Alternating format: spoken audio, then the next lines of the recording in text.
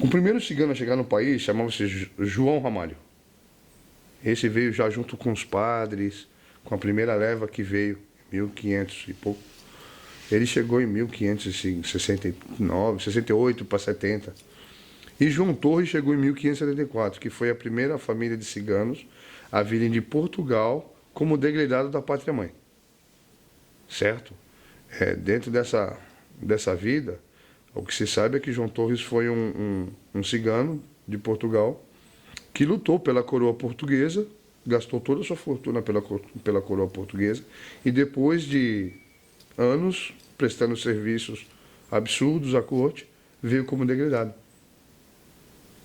E aí os ciganos aqui começaram a ser separados por suas castas de família. Caldeirache, trabalham com fundição de ferro, cobre, bronze e ouro. Armeiros, entendeu? Minha avó era Arminda, que vem de armeiros, ciganos que trabalham com fabricação de arma, de fogo. Então a gente veio por profissões. E aí até chegar num ponto que a gente se depara com os negros e a gente tem um certo grau de evolução em um saber diferente, que para a época seria uma coisa ainda não corriqueira ao costume dos negros da época, né? O saber fundir, saber fazer uma outra coisa, e isso acabou que transformou o nosso dia a dia em feitor de escravo.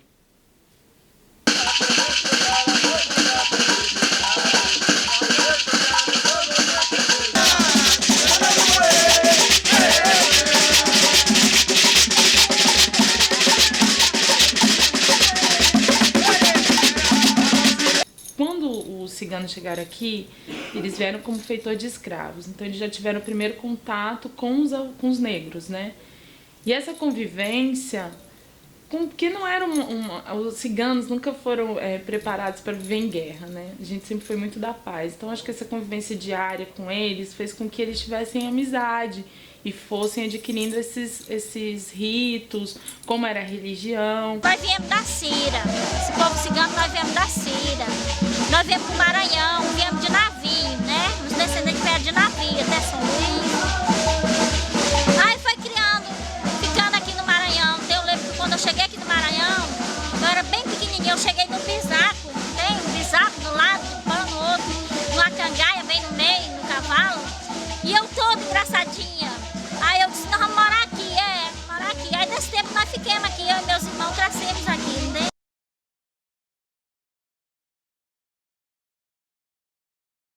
É a maneira com que ela foi se misturando. É toda uma miscigenação, entendeu? Porque, assim, os ciganos sempre foram escravos. Sempre. E não é de hoje, é desde o começo. Que o primeiro relato que se tem está no livro dos reis. Não é nem o relato de 1100. O primeiro relato foi em 800 e pouco. Cada filho de uma tribo, todo mundo dentro de uma casa de um feitor, né? Onde eles são obrigados, cada um filho de Ansã, um filho de Xangô, um filho de Exu, né? E tal, ali todo mundo junto, e eles tinham que manter a tradição, eles tinham que manter a raiz dele, os cultos dele. Então eles acabam se identificando com as entidades católicas, né? com os santos católicos, para que eles possam fazer, assim, dar continuidade às suas ritualísticas. Certo? O cigano não foi diferente. Quando o cigano vem para cá, ele vem para cá como escravo, né? Essa é a verdade. Ele vem segregado, ele vem expulso, né? Porque não é coisa que preste, não é uma coisa que se entenda, que a sociedade admita que seja, assim, aceitável, né? Porque são pessoas de hábitos independentes, que não se curvam às leis, né? Que é principalmente esse é o fator principal do incômodo da sociedade com o cigano, porque é um povo que para eles são vagabundos porque não trabalham com o reloginho batendo lá, acordando 6 horas da manhã, chegando em casa às 5 da tarde, na verdade. Então, para a época ainda, era bem pior, né? Que um povo que não tinha uma localidade fixa, que muitas vezes não tinham documentos, era um que isso, né? Então, eles são obrigados também a incorporar hábitos da sociedade para poder, assim, se colocar enquanto eles mesmos em suas tradições e assim serem aceitos pela sociedade, entendeu?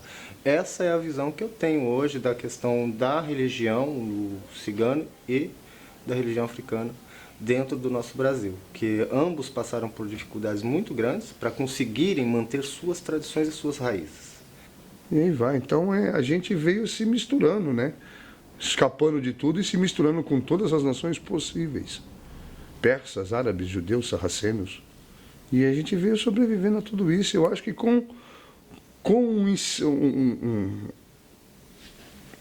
a gente está se inserindo com os negros no século XIV, principalmente quando a gente veio de Portugal para o Brasil, né? Que na verdade não saiu bem de Portugal, saiu da Espanha, preso lá na corte de Isabela, de Espanha, por uma coluna de exército formada entre Portugal e Espanha, chamada Coluna Matamoros. E aí a gente teve esse contato mais direto com a cultura negra, né? Com o afro. Que vinha o escravo, que já é escravo desde o começo, com a etnia que vem sendo escravizada, que eram os negros, tirada dos seus países, levado à Espanha, levado para Portugal, de Portugal para o Maranhão, para tantos outros lugares do mundo aí, como foi na época, né, no século XV, com todos os seus navios negreiros e os ciganos no meio. E a gente veio se encontrando com outras culturas, outros cultos místicos, né? Que, afinal de contas, a cultura afro é uma cultura mística, riquíssima em todos os seus aspectos. Vou colocar assim, né? Seu sincretismo com seus santos, os seus orixás, que acabaram também tendo que ser enrustidos dentro de uma cultura, né? Para poder sobreviver, que é os afros com os cristãos, que é onde o que era Oxum virou Nossa Senhora, o que era Iemanjá virou Nossa Senhora da Conceição, e por aí vai esse encontro.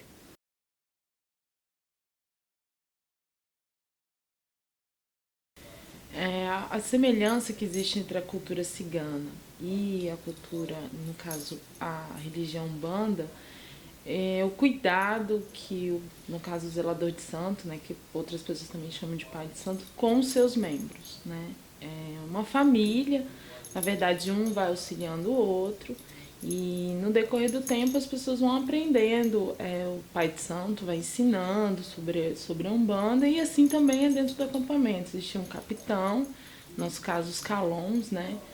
Que ele também vai orientando a família, vai dizendo como tem que proceder, com as suas coisas corretas, o que está errado, o que pode ser melhorado. Eu acho que isso é a grande semelhança, é o cuidado, é o zelo com os membros. A gente estava tocando no assunto dos orixás em geral. É engraçado porque se você ouvir as canções ciganas, entendeu? Você vai ver muita singularidade entre as entidades afros, né? E a história do povo cigano dentro de um secretismo, mas não que se encontre nesse primeiro momento, mas sim o poder espiritual das energias ou entidades. Então vamos colocar assim. A gente tem uma música que fala assim, que Maria era cigana, São José era um gajo, que era um não cigano. Então ele casou com a Virgem e foi uma coisa maravilhosa. Então a música em si diz: Maria era gitana, San José era um gallo, se ha casado com la Virgen, ai que buenos son los dos. A Umbanda é uma religião essencialmente brasileira, né? O candomblé, ele é negro, ele veio da África para cá. E aqui a Umbanda, ela foi uma religião criada dentro do Brasil e se adaptando à cultura brasileira. Então, a Umbanda foi o primeiro lugar, os terreiros umbandistas, que começaram a chegar as primeiras entidades ciganas. Então, eles não sabiam como lidar. Em muitas partes, eles lidaram. As primeiras aparições, as primeiras incorporações, como Exu, que é uma linha de esquerda. Depois, com o tempo, alguns centros foram aprendendo e começaram a tratar as entidades ciganas como entidades orientais. Porque é um outro tratamento, assim, são diferentes. Quando você vai lidar com Iemanjá, vai ser no mar, Oxum vai ser no rio, os ciganos vão ter tudo ao ar livre. Todas as nossas oferendas, tudo é ao ar livre, a gente não faz nada em lugar fechado. Tanto que se fala de assentamento de cigano e no que a gente acredita isso não existe, porque cigano é uma entidade do tempo. Então, a Umbanda sempre teve esse carinho pelas entidades ciganas e pela cultura. Então, acho que essa proximidade se deu também pela curiosidade em conhecer como era a cultura, as fartas, saias coloridas, as fitas, isso tudo chama muita atenção, né? É muito mágico o universo cigano para quem só vê festa e não conhece o dia a dia. Né? Exu, lá onde nós vivemos Exu, só que aqui a gente achou mais força, porque a metade do povo daqui só trabalha com nós. Porque diz assim, vamos trabalhar na linha branca. Não sei se a senhora entende. Aí a linha branca demora, então passa para o nosso lado, que nós... É rápido. Ali uma das minhas ali. Os trabalhos, ele diz assim, vamos fazer um trabalho para o mal, nós estamos prontos para fazer o mal. Ciganos, povo de estrada, povo do vento. Parecido com Exu, mas não igual. Cada um trabalha em distinta frequência. Entendeu? O cigano trabalha dentro de uma linha justa. Uma linha de direito de vida, uma linha de direito de melhoria, uma linha de direito de iguais. Eu não quero para mim o que eu não quero para você. Então, se eu quero coisa boa para mim, quero coisa boa para você. E assim se vai indo. A gente não pode misturar essas duas energias. Primeiro porque o cigano tramita entre elas. Não que seja de esquerda, mas ele tramita. Ele vai de um lado para o outro, sem muito se abalar. Por quê? Porque são entidades muito antigas. Não existia essa história da linha que divide os dois fatores. Não, eles tramitavam, transitavam por aí, ida e volta, ida e volta. Então, a gente tem um ditado dentro da Umbanda que costuma dizer que se um Exu é bravo, um cigano é 10 vezes pior que um Exu. Então, não queira ver um cigano irritado, uma entidade cigana irritada, porque a energia dele é densa, pesada, forte, machuca. Se você tentar realmente segurar, machuca, pior que um Exu. Entendeu? Mas a linha de Exu é diferente. É de esquerda. É um ser com um grau maior de evolução, está precisando se evoluir mais, tem mais degraus a galgar, precisa de mais luz para poder chegar. E as pessoas confundem exatamente por causa dessa liberdade que o cigano tem. Então você não pode, porque esse aqui, que é o cigano, ele está num grau mais alto. Ele só consegue vir desse grau mais alto para essa energia mais densa. Então as pessoas confundem aí, costumam dizer que Pombogira cigana, Exu cigano. Não, na verdade, a Umbanda por si só, sem estar ligada nem à cultura cigana, né, nem os trabalhos com ciganos, não faz trabalho de sacrifício. O sacrifício existe dentro do candomblé e tem uma finalidade, né? Eles fazem um sacrifício para poder tirar o egé, que é a energia do animal, e aquela carne que é tirada, ela é dividida com todos os seus irmãos, os médios da casa, para trazer coisas boas, prosperidade. Então tem uma finalidade. Dentro da Umbanda, a gente não pratica. Só se tem casos que a Umbanda se funde com o candomblé, que a gente chama de homolocô. Então aí eles podem até fazer o sacrifício, mas tudo tem um fundamento. Já dentro da cultura cigana e até dos nossos trabalhos com as entidades, a gente não tem nada de sacrifício, né? E a parte de entrega para encruzilhada, isso aí já é a parte de Exu, que é totalmente diferente das entidades ciganas. Eles sempre vão, fazem oferendas na encruzilhada, tem outro tipo de ritual, são rituais totalmente distintos. A Umbanda, ela é caridade, ela é amor, ela é tudo que envolve uma coisa, uma centelha boa. Essa é o fundamento da Umbanda. A Umbanda Oriental, com os ciganos, ela é toda voltada para a linha de São João Batista, que é o padroeiro da linha do povo do Oriente. Entendeu? Eu acho que é isso, eu acho que é muito mais amor e respeito. A Umbanda Oriental é mais ou menos isso, é muito mais amor e respeito. É difícil você cruzar essa margem, porque os ciganos são para isso, são para uma evolução.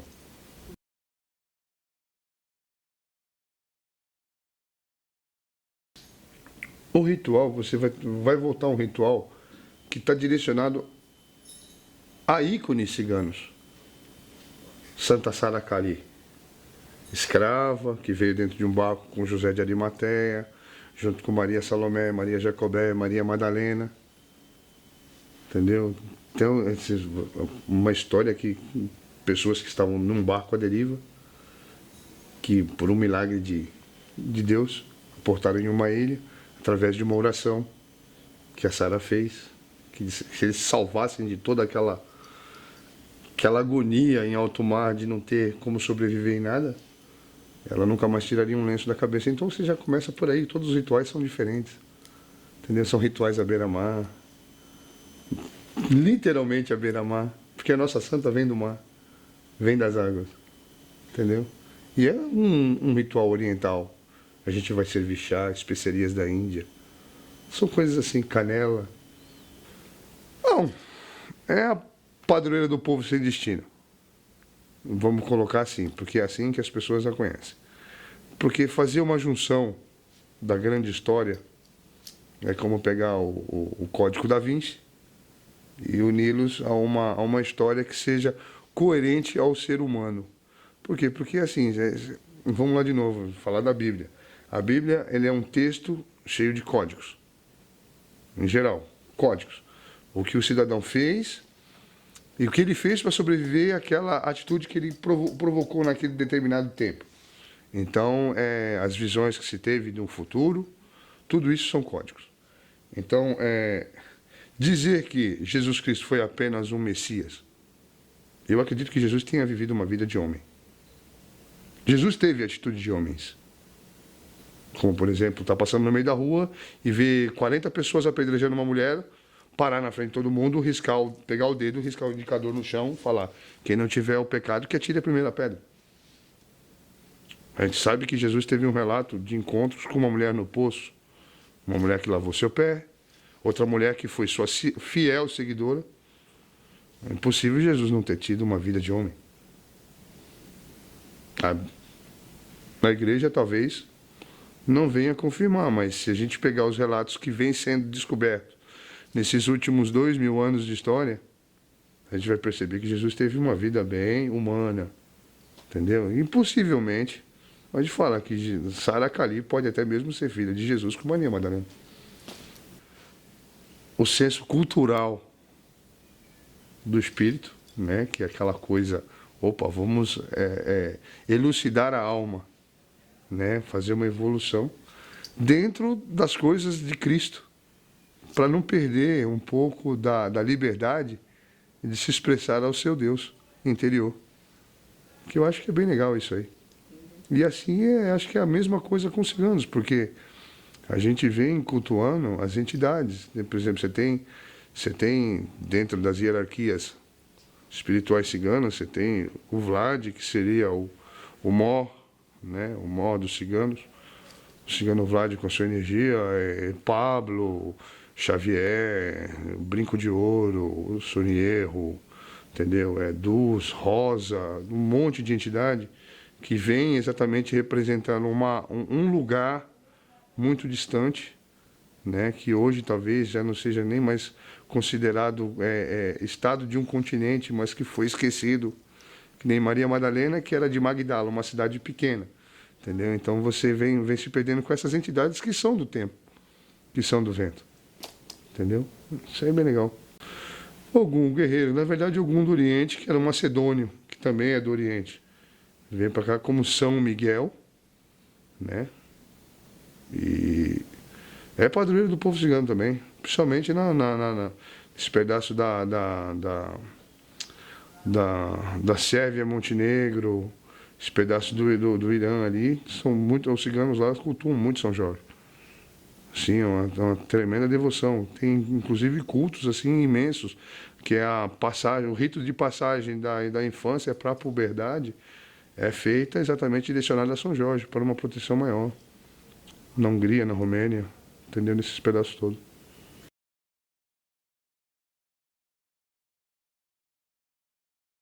Os rituais ciganos, tudo geralmente são destinados sempre às mulheres, né? Os homens, eles não participam desses rituais.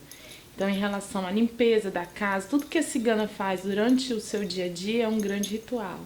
Então, na limpeza da casa, ela sempre acende um incenso, a gente acende incenso, acende uma vela, faz as nossas orações, a Santa Sara, pedindo prosperidade, pedindo coisas boas para a família, para os nossos amigos, né?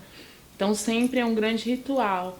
Na Umbanda também, né? A gente sempre faz oferendas para os ciganos com muita fruta, que significa prosperidade, sempre com muitas fitas, colorido, incenso, que sempre traz essa energia boa. Porque tudo que a gente procura, que eu acho que é o grande objetivo da gente estar aqui, é falar que a Umbanda é caridade, que a Umbanda ela é uma religião que ela prega coisas boas. Então, esse é o pão de Santa Sária que a gente coloca no ritual do pão e do vinho pedindo prosperidade. Então, você coloca uma vela no meio do pão, esse marronzinho da vela é a canela e bota o sal. O sal significa. Também é feito o mesmo ritual no dia do casamento. O sal significa o seguinte, que quando a pessoa passa por bons momentos, também tem os momentos ruins e que é possível superá-los. E as pessoas vão cortando esse pão com as mãos, nunca com a faca, para não ter discórdia na família. E aí você vai comendo o pão e tomando um gole de vinho, enquanto isso vai fazendo seus pedidos mentalmente, o que você quer para sua casa, para o seu trabalho, para sua família.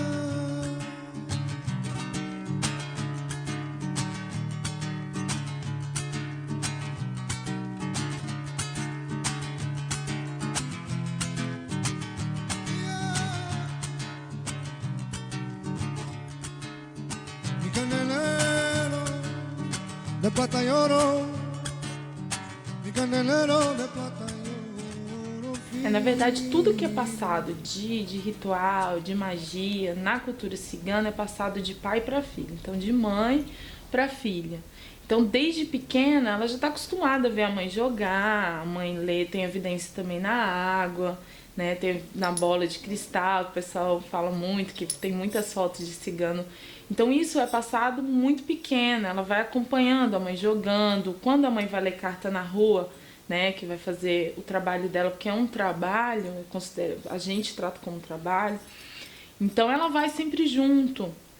Então ela vai acompanhando isso e a mãe vai passando naturalmente, ela vai brincando com aquelas cartas e ela vai passando aquele conhecimento aos pouquinhos. Quando você vê, ela já está sabendo. É como a dança, né? Escuta a música, ela já vai, você pode ver vários vídeos fora na Espanha, que você vê ciganas muito pequenininhas já dançando flamenco. Então isso é passado muito cedo. E essa convivência diária vai fazendo com que elas possam cada dia mais estar aperfeiçoando até na hora que se acha preparada para começar a jogar. Esse altar, a gente sempre coloca todos os elementos dos 4 elementos da terra, né? Então tem as velas, que é o fogo, o incenso, que é o ar, as frutas, também, que é a terra, a água, a gente bota ó a água de Santa Sara, também coloca a água com sal grosso, que é para ela puxar as energias negativas do ambiente, e quando esse copo transborda, a gente troca. Colocamos as cartas, que elas ficam sempre sendo energizadas pelo altar. Colocamos coisas dos ciganos, leque, flores, perfume, colocamos imagens da cigana, do cigano, Santa Sara sempre no meio, que abençoa, né, todo o altar. Aí coloca moedas antigas, que nós gostamos muito, o vinho, que significa o sangue de Cristo. Então tem várias coisas. A Bíblia eu gosto de colocar também, porque eu gosto de deixar uma página aberta e a gente lê durante o dia uma coisa da Bíblia. As velas, que são sempre para deixar firme, né, para proteção da casa. Os grãos, que sempre se fazem potes com grãos, que sempre é lentilha, ervilha, arroz, feijão, que a gente bota para prosperidade também. Os lenços, né, que são sempre colocados com as moedas. A bandeira cigana sempre tá junto. E os cristais. A gente tem muito apego com os cristais. Então esses cristais são sempre colocados, espalhados pela casa. E toda semana a gente pega, coloca num banho de água com sal, tira as energias ruins, depois coloca de novo, toma um sol, né? E depois ele volta pro altar. Então sempre ele é o para-raio das energias ruins da casa. Então tem... todo lugar que você olhar vai ter um cristal.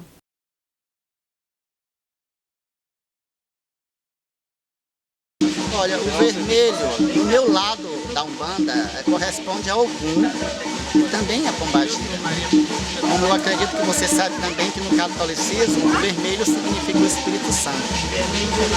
E por que o Espírito Santo e por que a linha cigana gosta do vermelho? Porque traz a força, traz a vibração e traz a luz.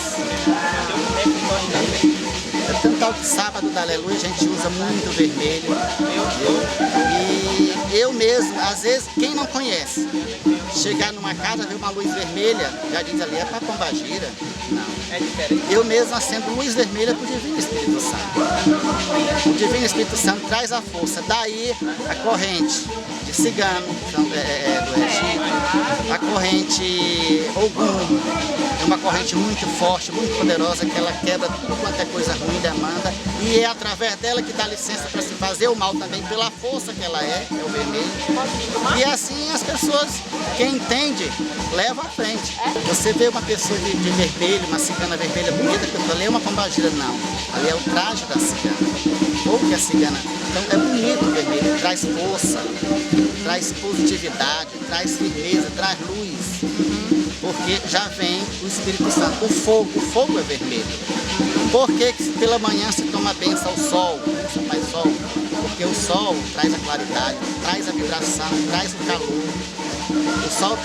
O sol é tão forte pela força, pela vibração do vermelho, que você pede até ele, para que ele, como é que se diz?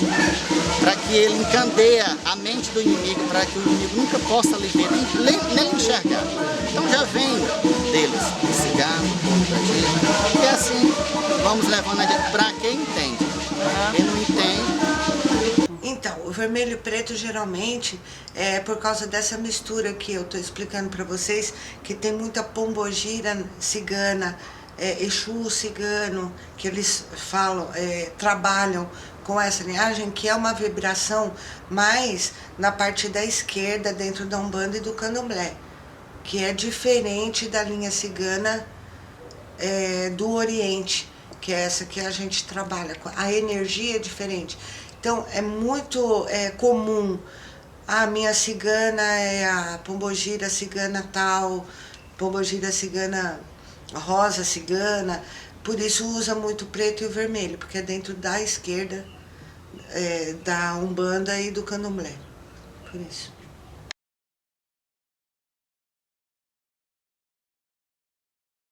Porque o cigano, ele tem uma vantagem, né? Que a gente pode dizer assim, e uma desvantagem. A vantagem é o quê? Tudo que ele aprende, ele passa para o seu filho, boca a boca. A desvantagem é que não tem nada registrado, isso dificulta registros sobre quando, onde e por quê. Essa é a grande jogada da coisa. Porque é uma forma de você também se proteger. Entendeu? Porque as perseguições foram muito grandes, os sofrimentos muito grandes. E não foi justificado. Que se você parar e analisar, você pode virar livros e livros da história, seja ela do Brasil, seja ela do mundo, né? Você não vai ver fatos onde os ciganos promoveram a guerra, onde os ciganos promoveram a discórdia. Pelo contrário, você vai ver fatos onde a sociedade investiu contra o cigano, sem o cigano ter feito absolutamente nada. Muitas vezes colocam-se o jargão que cigano é ladrão, que cigano é vagabundo, que cigano é isso, aquilo, aquilo outro, certo? Só que se você analisar, o cigano ele simplesmente estava tentando sobreviver.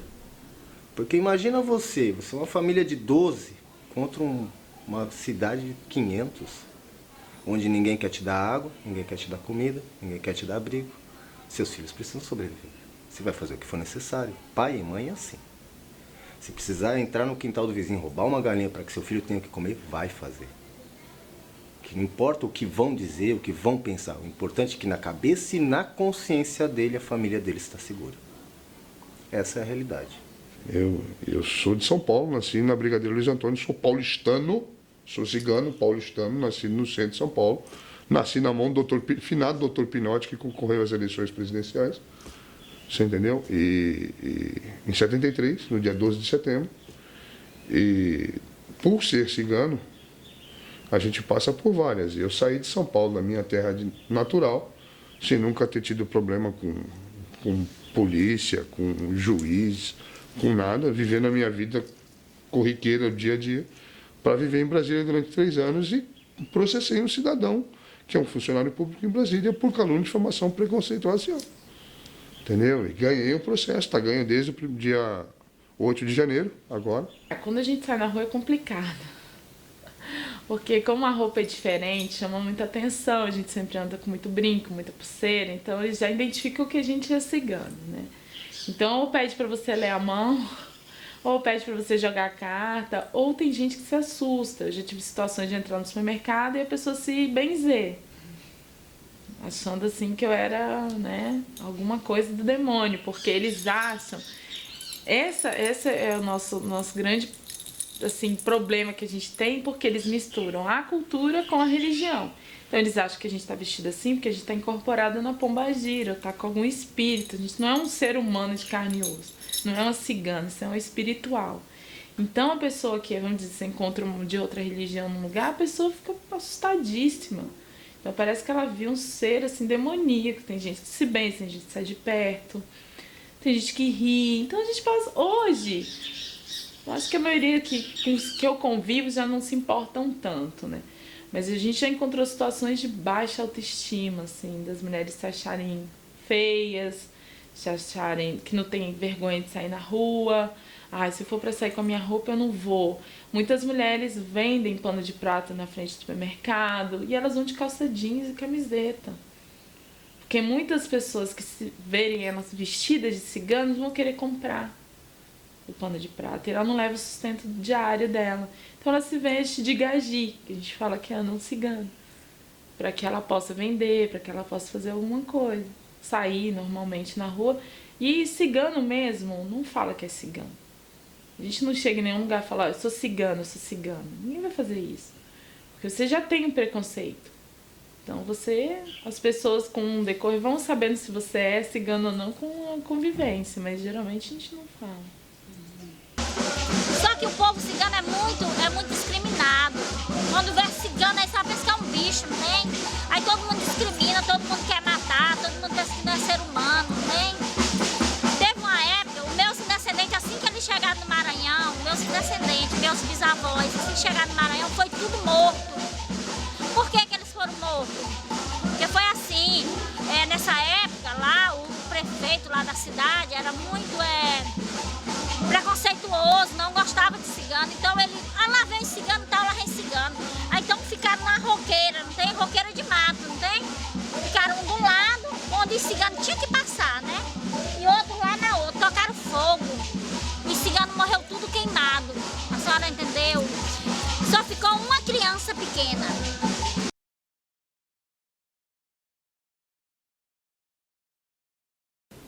A situação do cigano no país hoje. Tem uma janela muito boa vindo aí, mas uma janela que tem que ser muito bem aproveitada. Entendeu? Uma janela que pode... Janela na nossa língua quer dizer conhecer, saber, tá? Então eu vou colocar a janela como todas as coisas boas e possíveis que podem acontecer nesse futuro próximo. Se a gente for por uma direção boa. Primeiramente, a inserção cigana dentro da sociedade nesses últimos 27 anos, ciganos, matéria, ciganos que pisam no nosso mundo. Ou seja, esse mundo nosso de meu Deus. Não os que estão por aí em forma espiritual, mas os que estão aqui. A inserção foi muito grande nesses últimos 27 anos.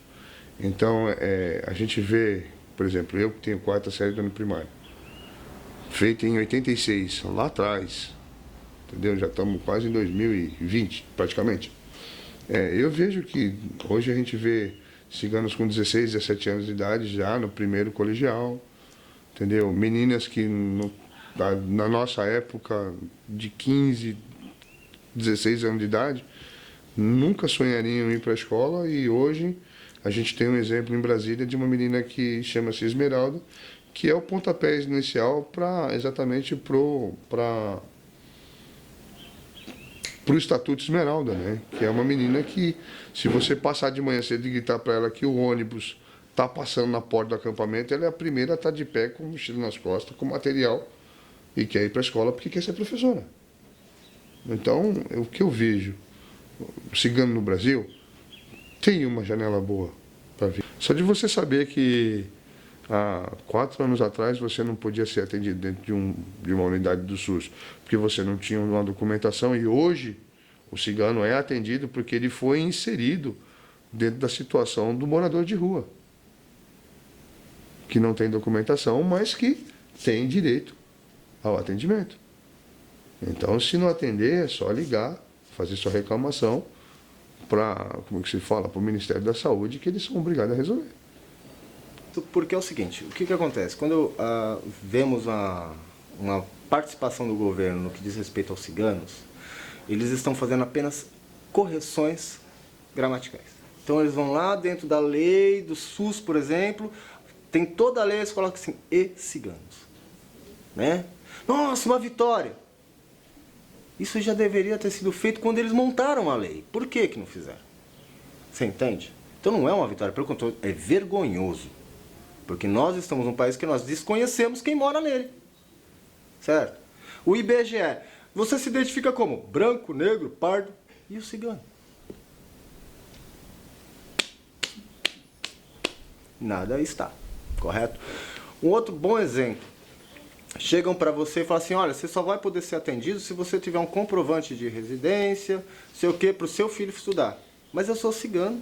Eu acabei de chegar do estado do Paraná para cá, quero colocar meu filho na escola, como é que eu vou fazer se eu não tenho comprovante de residência? Mas minha senhora, eu moro lá no quadrado número 555, do lado do vizinho do sítio lá. Como é que eu faço? Ah, então não pode estudar.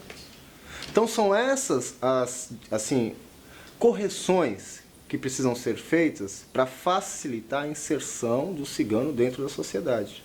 Entendeu? Porque o cigano, ele muitas vezes ele não tem nem tempo de ter o filho no hospital. Quem dirá de ir tirar o documento dele?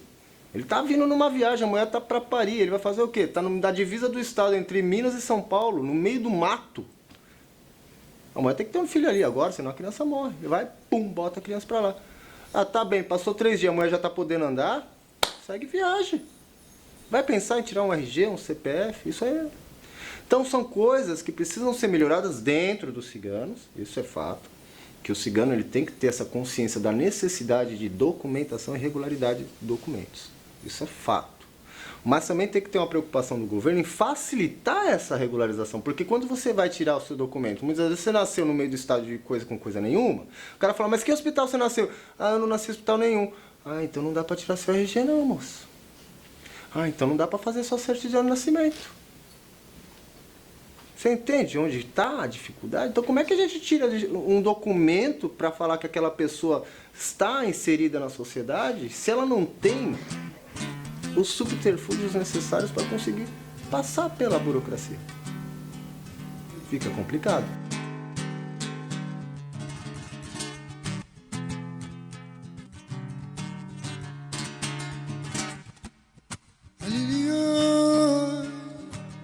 Alili, ay, ay. Alili, ali, ay, ali, ali, ay, ali, ay. Alili, ay. Alili, ay, ay. Alili, ali, ay, ali, ali, ay, ali, ay.